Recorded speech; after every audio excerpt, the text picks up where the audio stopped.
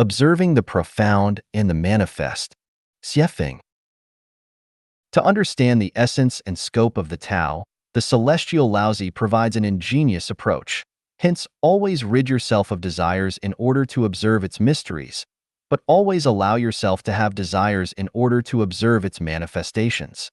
Laozi's meaning is that to observe and comprehend the existence of the Tao, its characteristics, and the profound laws of its evolution, one must first transform oneself into a state of formlessness, completely letting go of oneself, without any personal opinions or perspectives, achieving a state of being without self.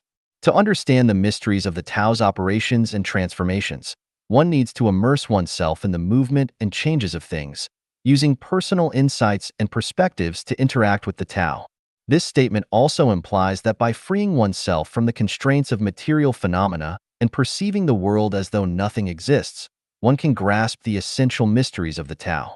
Conversely, to comprehend how the Tao governs and transforms the universe, one needs to observe and understand it through the development, changes, and decline of tangible things in the vast world. Buddha's teaching, only by not clinging to the forms of the tangible world can one see the true nature of the Tathagata, essentially shares the same meaning as Laozi's guidance.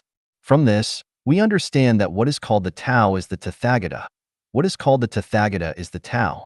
Laozi's teachings serve as both an epistemology of the Tao and a methodology for spiritual practice and cultivation. For example, to understand the current state of Chinese society and its future trends, we should apply two opposite yet unified methods. One is to place oneself outside, stepping out of its sphere, perceiving oneself as a non-existent, unrelated entity, and examining it without any personal viewpoint. Only in this zero state can one clearly see its true nature and grasp its essential attributes.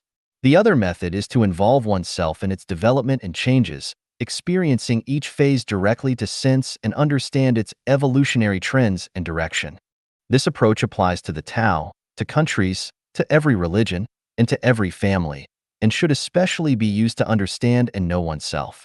In a state without self-conception, without the notion of others, without the perception of sentient beings, without the fixation on longevity, without the view of phenomena, without the view of non-phenomena, without the view of reality, and without the view of illusion, observe who you are.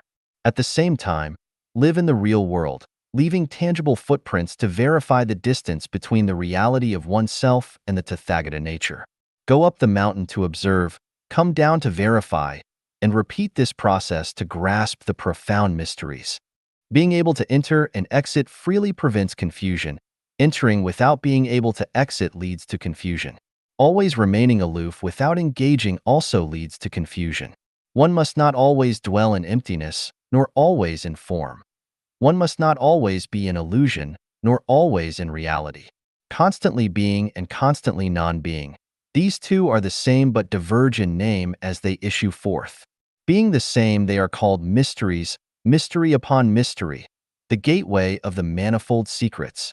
This aligns with the principles of the Taiji and the rules of spiritual cultivation and practice.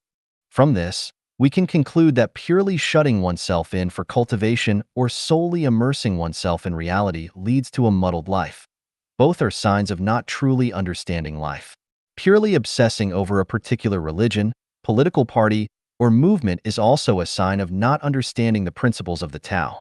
Only by oscillating between being and non-being can one avoid being misled by phenomena and mystical insights. Many who suffer in adversity or feel frustrated in love, and many who feel content in favorable circumstances or relationships, are prone to making mistakes, sometimes even severe ones. This is mainly because they see only being without seeing non-being. Some end up in prison, some are killed, some commit suicide.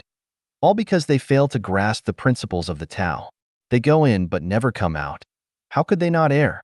In the eyes of an employer, neither overly clever nor overly naive people make good employees.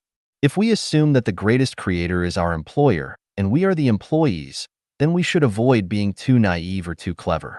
Those who are too naive suffer losses, while those who are too clever invite trouble.